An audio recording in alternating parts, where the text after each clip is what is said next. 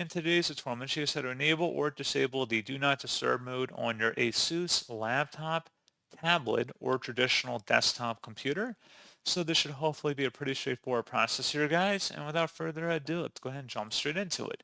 So all you have to do is open up the Start menu and then search for Settings. Best result, check back with Settings. Open that up.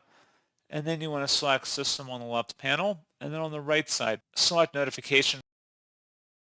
And then you want to go down and select where it says Do Not Disturb. Notifications will be sent directly to the notification center. Toggle that on or off depending on your preference, and that's all you have to do. So pretty straightforward process, guys. And as always, thank you for watching. I do hope that was able to help you out, and I do look forward to catching you all in the next tutorial. Goodbye.